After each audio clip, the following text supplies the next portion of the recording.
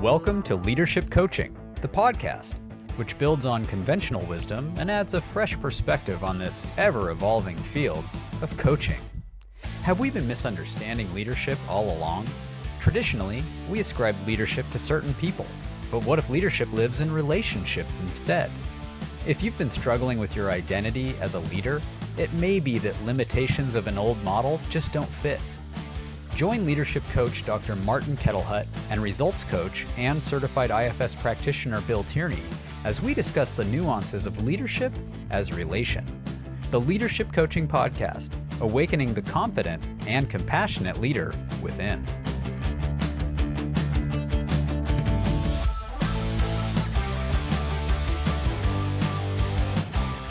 Welcome again to the Leadership Coaching Podcast. Marty. Good to have you with us in our second season now.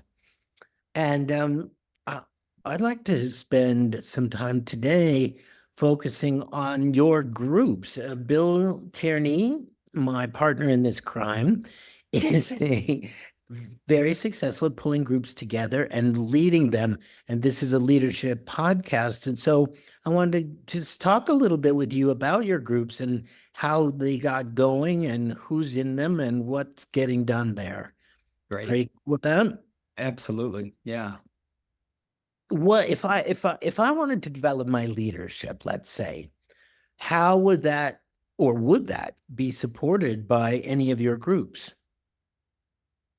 Yeah. Let's go with how it would be supported. And first of all, yes, it would be supported if you, as a potential group member, recognize the value of self-leadership. Mm-hmm. Let me talk a little bit about that.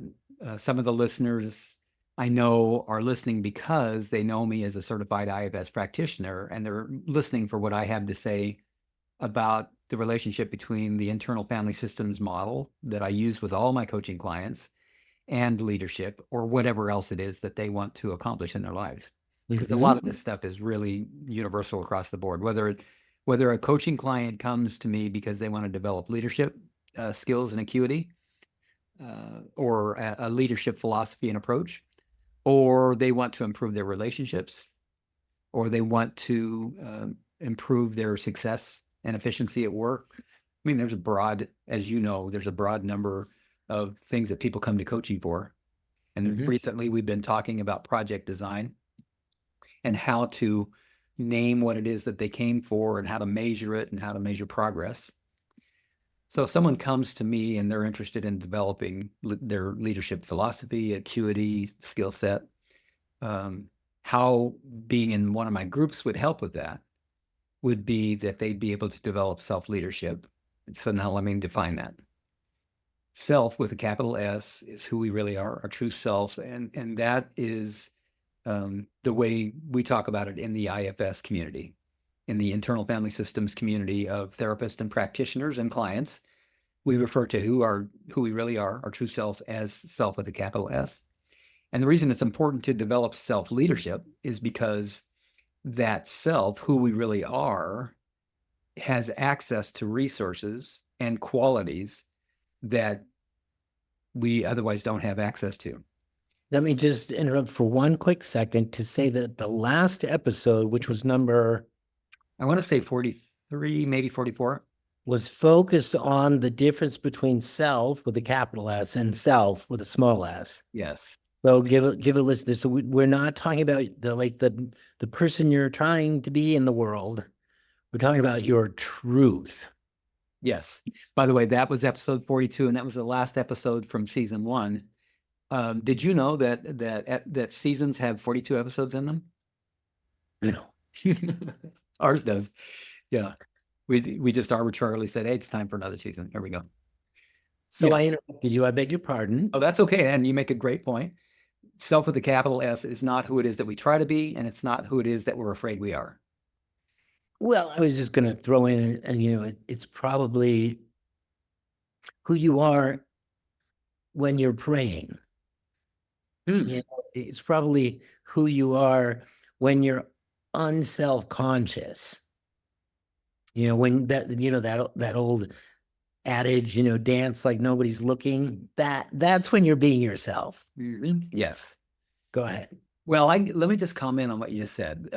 You gave two examples. Who you are when you're praying was the first one, and I noticed one internal reaction to that. And then you said who you are when nobody's looking. Is that how you said that? Yeah, when there's that old thing, dance like nobody's looking. Yeah. So that fully resonates with me. The thing about prayer is that often when I have prayed in my life, it's been from a place of desperation. Mm. And that certainly isn't self. Mm-hmm. That's fear. That's a part of me that's afraid. Good point. Yeah. But for you, I know about you. I know that you're a spiritual being and that prayer is such an important part of your life. You experience your true authentic self in prayer. Is that true? Yeah. Yeah. Nice. And I'm sure many of our listeners do as well. And that true self that I experience in prayer is not the one doing all the talking. Mm-hmm.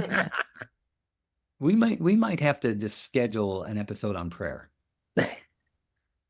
I noticed it's in our list of coming topics, so that'll be good. Yeah, good. But let me stop interrupting you. Get on with your. No, that's what we do when we have these conversations. We interrupt each other and we throw in juicy little tidbits.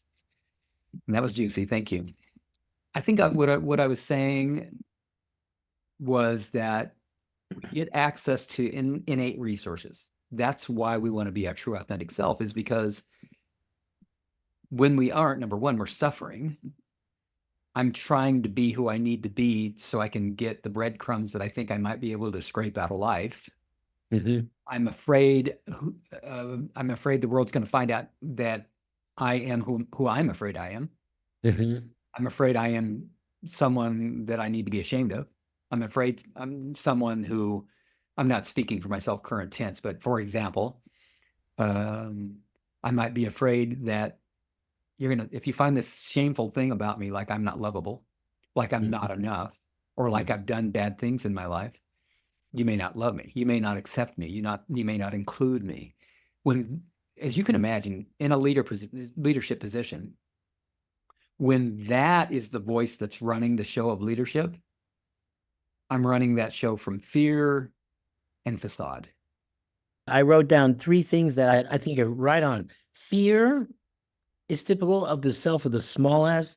Trying to be something isn't, and then judgment is the way I summarize. Like I'm worried that you're going to shame me, or that I won't please you, or something like that. So those are 3 really good,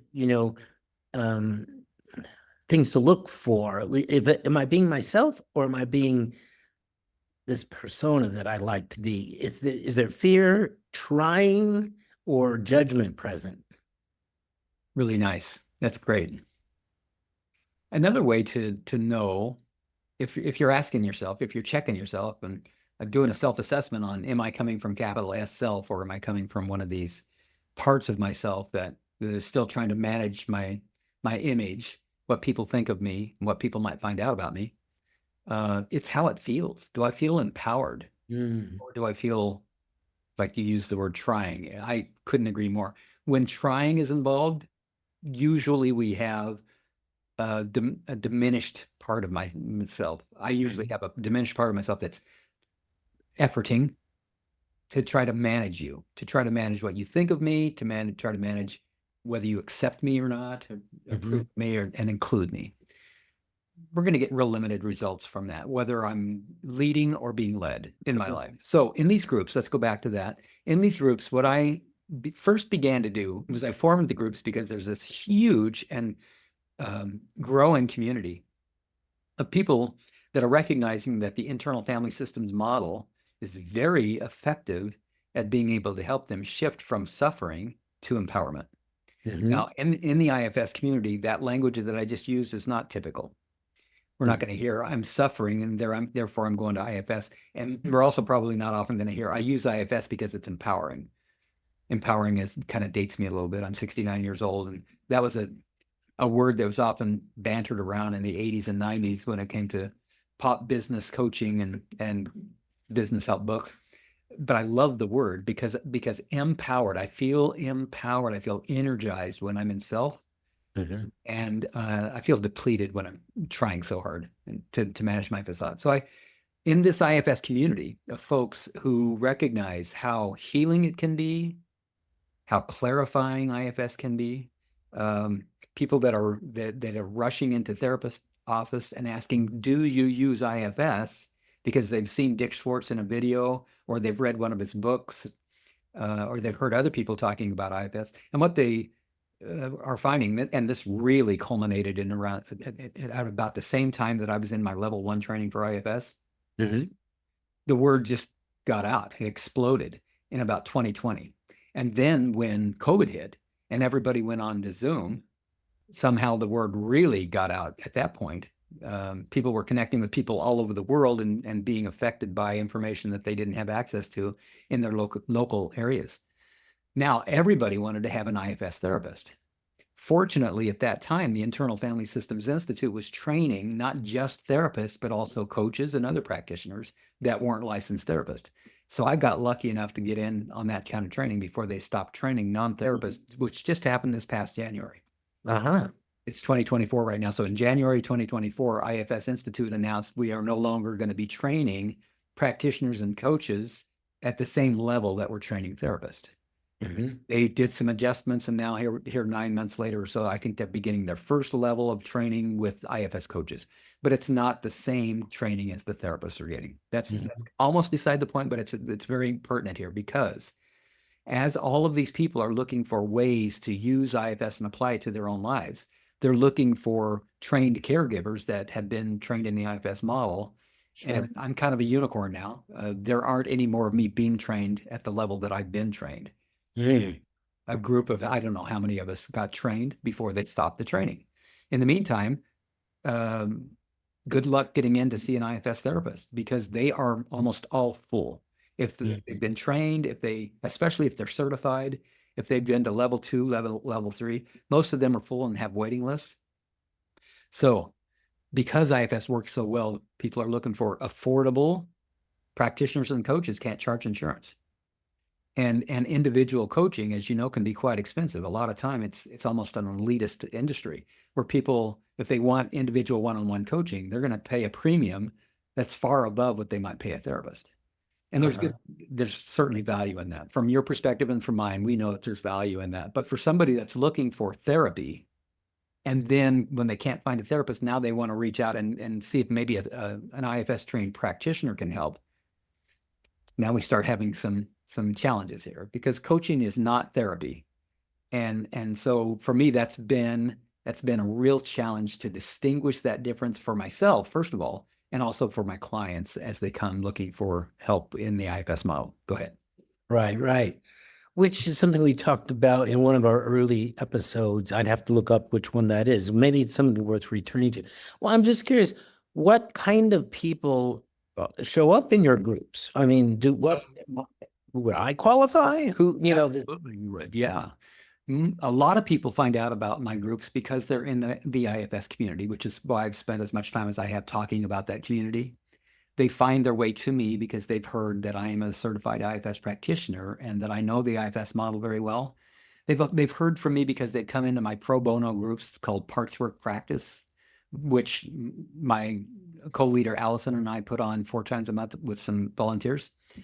And they come to me because they've been in one of those groups and I have facilitated a group and they've seen that I have a command of the model and they like the way that I use it. And so they are drawn into the group. That's one group of people that come in.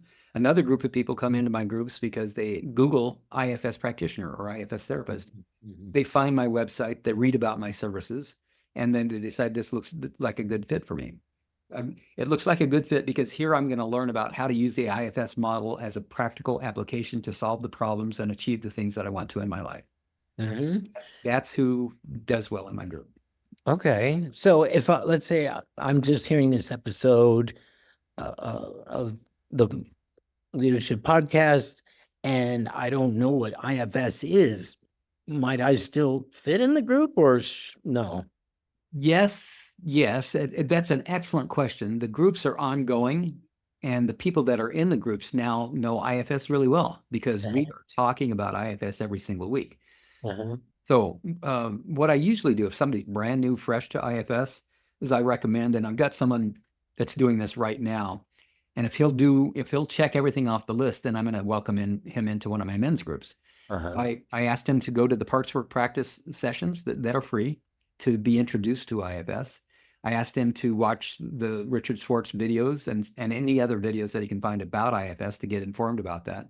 And to read one of his books, No Bad Parts. The name of the book that I recommend that he read before he come into my group. Got it. We'll meet one more time before, and I'll get a sense and a feel for, does he seem to be getting a sense of what is IFS and how does it work? And if so, I'll bring him into the group, and the group will include him. He'll be part of that community of up to 8 guys. Now that's the men's group. I have women's groups as well. He'll be one of eight men in this authentic man group, and he will learn because he'll see the other participants modeling the IFS model. Right. So what gives a sense of the kind of outcomes that people get out of being in these groups? Yeah, they are broad. They are broad. Because I recognize that everybody comes with different ideas of what they're trying to accomplish. A lot of people come into the groups, they want healing. But as a coach, I want to know, I'm not a therapist. I want to know, are you being supported in other ways other than me in this coaching group to heal your trauma? Often is the case. And as long as they are getting other support, I welcome them into the group because I recognize that even though I'm a coach, I'm trained in the IFS model, we're going to be dealing with with trauma. And so one of the ways that people benefit from being in the groups is they find that there's a village that they've always needed. There's a community that they've always craved without it consciously even knowing it sometimes. They don't know it until they get into the community and realize, oh my God, I'm getting filled up with something I've needed my whole life and didn't even know that I needed it. So one of the outcomes is belonging, which is so important. So many of the things that we want to accomplish in life. I want to make more money. I want to find that perfect spouse. I want to live in a community that I feel safe in, blah, blah, blah. I want to overcome my addiction.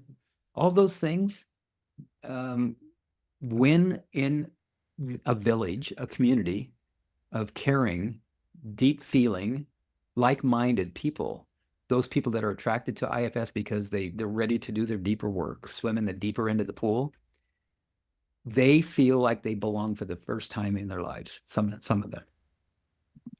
I see you smiling a lot. What's going on? Well, that metaphor makes me want to, because I want to be in the deep end. Yeah. So it's an enticing metaphor for a swimmer. Let me just say, I feel like I'm got to be one of the luckiest people on the planet because I get to coach people in the deep end of the pool all day, 3 days a week. Tuesday, Wednesday, Thursday, I'm from 8 in the morning till 5 o'clock in the afternoon. I'm coaching people in the deeper end of the pool, and it just fills me up. I'm so energized by it. So I know that results is an important part of, how you describe yourself and your practice. Who are these people and what kind of results do they get? You said that they're in the IFS community, but I mean, are they in the IFS community because they're fellow practitioners or they're auto mechanics who are also in the, in the IFS community? Is that what kind of results could somebody? I'm trying to appeal to who might be listening and want to get in one of those groups. Okay, so let me just talk about each one of the groups. One of the things that you said as a possibility was, are they practitioners? I will be starting a consultation group in October for practitioners that have been trained at either a level 1 by the institute level or by Stepping Stones of Canada or by one of these other organizations that trains practitioners and or therapists on how to use the IFS model. I'll have a 3 times a month weekly consultation group. That group hasn't started yet. So the outcome that those people would get would be to learn how to and get practice in how to use the IFS model in their practices to help their clients get the results that their clients want to get, whether that's healing, improve relationships, making more money, improving the quality of their life in some way. It's self-care, that sort of thing. I have two men's groups. They're both called the Authentic Men Group. All of my groups max out at 8 participants per group, and all of the groups meet for 90 minutes at a time. Those that come to the Authentic Men Group, a lot of them identify with the no more Mr. Nice Guy syndrome, and we had a couple of episodes with Dr. Glover and about or one episode with Dr. Glover and also one with Jeff and Mark, where we're talking about this concept of the nice guy.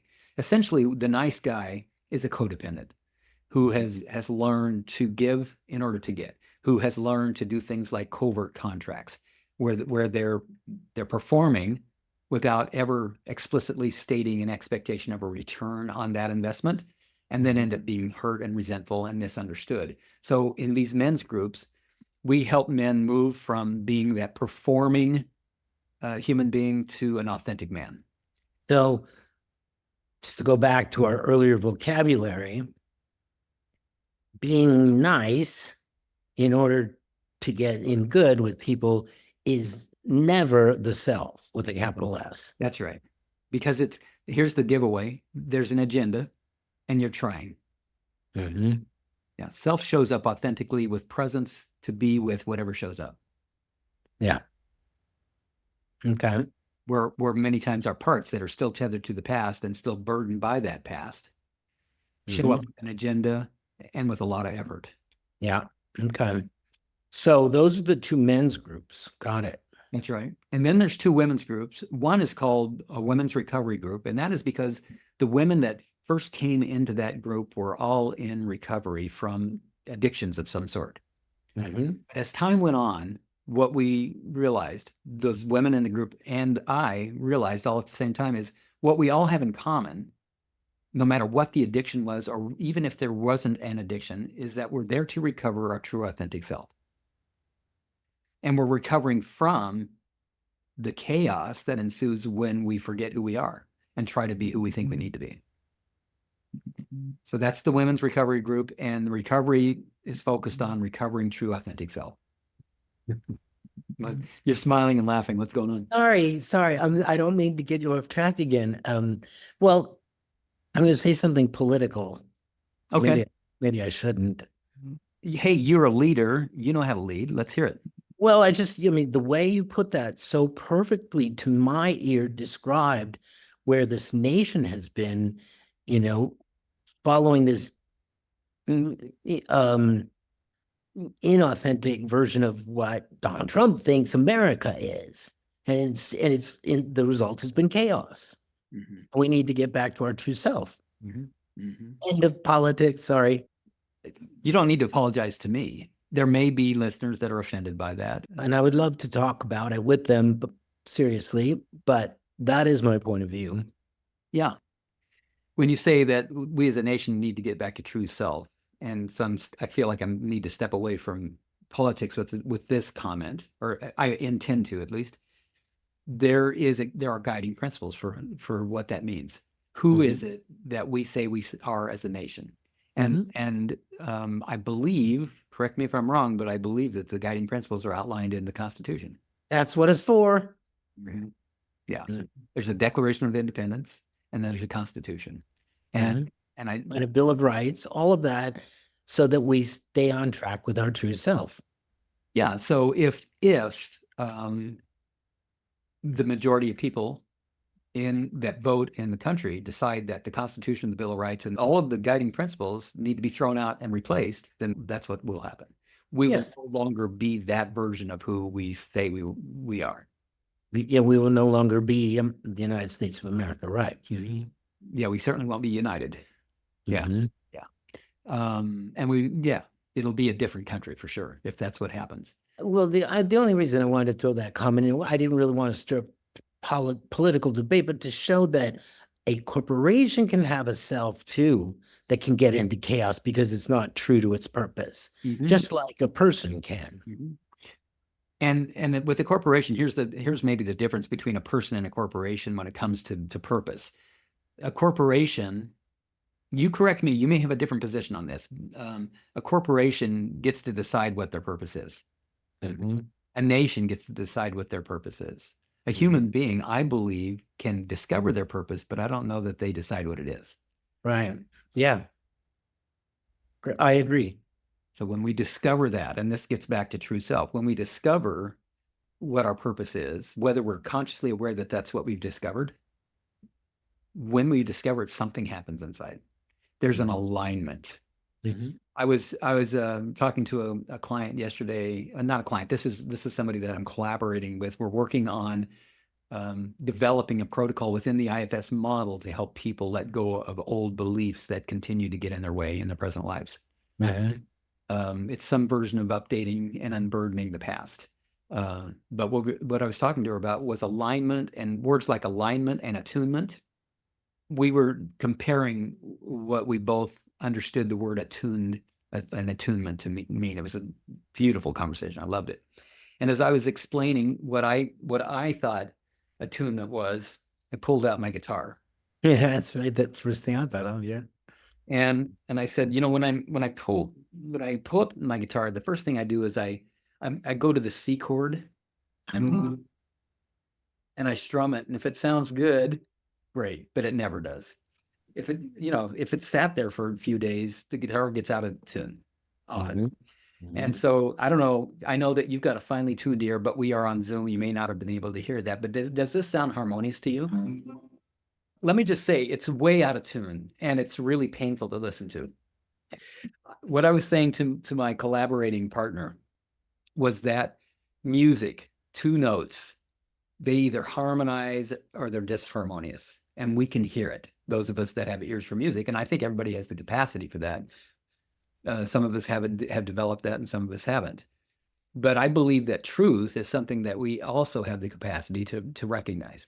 We can recognize truth, and we can recognize new information as valid or invalid. I think that's built right in. That's one of the resources that we have, and that when we can restore back to who we actually are, that's one of the resources we can tap into, so that we can begin to trust ourselves more, because we can tap into that resource of recognizing truth.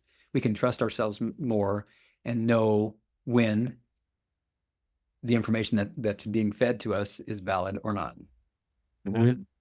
So in these groups, what is the format? What's your approach? Like, what can I expect to be like? And, how's it going to unfold if I come to one of your groups? Yeah, let me describe it. And I'm imagining that the listener some listeners might hear this as too touchy-feely. And other listeners might think that's the cat's meow. That's exactly what I would love to have happen. So let me just tell you what happens. The first 3 or 4 minutes, we always start on time. And the first 3 or 4 minutes of a session, I guide in what I call an internal check-in. It's a guided meditation to just go inside and get present. And I make it up every single time. I don't have a memorized version that I use. And so when I do, the idea is everybody gets present. In other circles, it might be called getting grounded. But getting centered, but mostly getting present, arriving here. And then after that internal check-in, everyone has up to 1 minute to report what they experienced during that internal check-in, or anything else they want the group to know in 1 minute or less. Once that's happened, in alternate weeks, 1 week we will have an open group discussion and or exercise. And in other weeks, I will do a coaching focus on one of the participants, where I'll spend 30 to 45 minutes using the IFS model to walk them through exploration of their internal family, of their parts. And then at the end of that session, we will do takeaways. And I ask this question every single week: what are you taking away from this conversation that you didn't bring with you? And that's the session. In alternate weeks, when we're not doing that, well, I guess I've just said both, didn't I? There's the exercise and or discussion week, and then there's the coaching focus week. Got it. There's not a fixed criteria. There's not a fixed curriculum. I started out with a fixed curriculum that went for 16 weeks. We started and we finished. But this is month to month, and it's ongoing, and people stay in it as long as it serves them to do so. Yeah. Very good. What's the part of the whole leading these groups that you enjoy the most? I'd have to say it's when I'm working on the coaching focus. there's a lot of things I enjoy about it. I believe that may be the thing I enjoy the most, because I notice that time just absolutely flies by. Mhm. That's something that seems to happen when I'm in true authentic self, is that there's either no sense of time at all, or, which is why I have to use a mechanical timer to remind me we've only got 15 minutes left here, for example. That's definitely a sign that one is in self, because there is no time in that realm. The other thing I love about these groups for myself as the facilitator of them is that when my clients, and this happens all the time, when my clients bring their real life examples of how they are struggling or suffering, and they hope that IFS can help them, when I tap into that and really listen and get what's happening for them, and when I'm in self, and that's my most important job, is to stay in self. Use the training that I have, use the experience that I have, but stay in self so I can access the wisdom that harmonizes with that experience and that training. And some of the craziest stuff starts coming out of my mouth. Not crazy, but some of the most profound and amazing things come out of my mouth, and I recognize that they don't originate from me.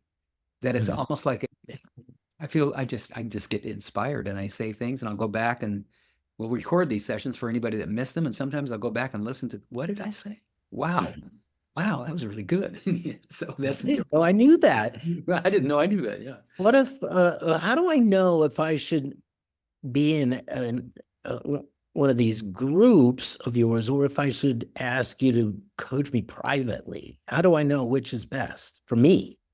Right, exactly. Well, I always have a 20 or 30-minute phone conversation, not phone, Zoom conversation, phone if necessary, but mostly it's on Zoom with a potential client before I invite them into a group or invite them into individual coaching. The individual coaching is going to be a lot more focused on specific outcomes. Mhm.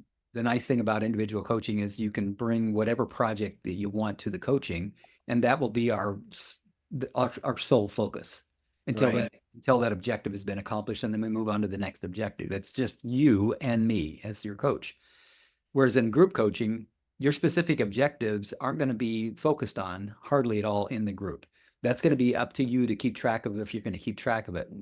You're going to benefit from coming to the group to learn how to apply the IFS model and the perspective of IFS. That being, I am not a singular mind.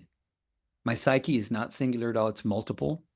And so I have parts of me that think and feel differently than other parts of me. And then separate from those parts, there's a self.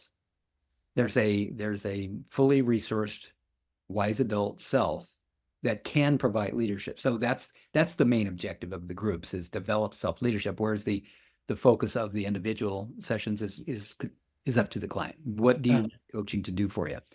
And so after having a conversation with somebody for 20, 30 minutes, I'm listening for things that help me to vet out whether or not it's a client that I can help, and to work with their listening, hopefully, for, is this a coach that I can trust and feel supported by? And then, of course, they're going to be looking at finances, and they're going to be looking at money and the resources they have and the time that they have to give it. There are things that you're going to get from group coaching that you can't get from individual coaching. The village, the community. There's going to be me and you in individual coaching, which is great because you get all my time and my attention for that hour once a week. But in group coaching, you don't have to say a word. Everyone, by the way, participates in my groups, but you don't have to say a word to get benefit from the group. You can just listen to me work with another client, or listen to the conversation and just notice what's happening inside and benefit. Great. Anything that you want to say about these groups that we haven't touched on yet? Well, we haven't talked about the second women's group. It's called the Loving Self Group. And that was a phrase that I came up with when I was talking to Meredith, my marketing person, and she said, "What do you want to call this group?" And I said, I don't know what to call it. It's about helping people to use IFS practically in their life, so that whatever they might be struggling or suffering with, or whatever it is that they want to accomplish, they can bring IFS in and know how to be with their parts. And she said, "Well, and so what does that mean to know how to be with their parts?" And we continued to talk about them. And she asked me a lot of the same questions that you're asking me, like what would be the benefit to somebody coming into this group? And one of the things I said was, well, they learn how to love themselves. And she said, well, that sounds like a really great name for the group, Loving Self. So that's what we decided on. And so that group, while it's not focused on recovery from addiction, well, by the way, the other one isn't so much anymore either. It's, like I said, focused on the recovery of true self. So is this Loving Self group. It's the same objective. Essentially, they're the same groups. They're just made up of a different group of people. A lot of people that are showing up in the Loving Self group are people from the Adult Children of Alcoholics program who recognize the validity of the multiplicity of the mind and inner child work and shadow work and that sort of thing. Whereas the people that are showing up in the women's recovery group, a lot of them are coming from either some sort of an addiction or living with someone that's had an addiction. I want to make clear, though, that is not a requirement for either one of those groups. The only requirement is a willingness to take responsibility for your own experience and a desire to learn more about how you tick. Great. Cool. Other than that, I don't think that I have anything more to say about the groups other than what I would want to say to somebody one-on-one to answer their specific questions. So that's the thing to do. And where do I go? How do I start taking action toward being one of these groups? I'd recommend anybody that's interested in being on one of my groups going to my website and checking out the different pages that represent the different groups that I do. Check out my pricing, check out the Authentic Man group, check out the Women Recovery group, the Loving Self group, and the consultation group, depending on what you're interested in. And then if everything looks like it's interesting to you, like, okay, this pricing works for me, this timing works for me, there's a Q&A on each one of those pages, then set up a 20-minute conversation with me and let's meet and talk and see if you and I both agree that you're a good fit for the group. Okay. Very good. Awesome. Yeah. I appreciate you asking all these questions about my groups, Marty, because as we're recording these episodes for the podcast for leadership, I often think about, this is something that I want to bring to my group. This is a conversation that I want to bring to my group and to look at it through an IFS lens. And often I'm like chomping at the bit to throw that in, but I don't want to take over these episodes only talking about IFS or only talking about my particular business. You can tell, I can feel it. I'm sure you can feel it. I'm very enthused about the difference that IFS can make in people's lives. And I know that the best leaders out there are the ones that had somehow developed inner confidence and inner trust so that they're not having to work so hard to try to be somebody. My experience has been the most natural and the best leaders, the people that people want to follow, are the ones who are genuinely, authentically themselves. Amen. Well said. Anything you want to say that you haven't had a chance to say here? No, I have something I want to talk to you about afterwards about music and harmony, but we'll do that. Okay. We'll have to figure out the dials and the buttons to push so that we can. Right, so that we can incorporate more music in our podcast. Yeah. In the meantime, thank you all for joining. We appreciate that, and keep coming back, and we'll keep the conversation lively. By the way, I believe the very next episode after this one will be a revisit from Nora Edelstein. I probably said it wrong. Edelstein. That's right. Okay. Who joined us just a couple of weeks ago for Project Design Part 2. We're going to talk with her again, and I've volunteered to be the guinea pig to design a project while being coached by Marty and Nora. That should be fun. That'll be Project Design Part 3. Yes. Until very good. All right. Till next time. Take care. Thanks, Marty. Thanks, everybody. That concludes another episode of the Leadership Coaching Podcast. We hope you found inspiration and valuable insights to fuel your leadership journey. Remember, true leadership is not about you, it's about empowering others. Take your insights to heart and cultivate a mindset that will transform leadership from within your business, organization, or community. Thank you for joining us on this quest to leadership excellence. Don't forget to subscribe and stay tuned for our upcoming episodes, where we explore leadership as relation. Until next time, remember that you have the power to lead with confidence and compassion from the inside out.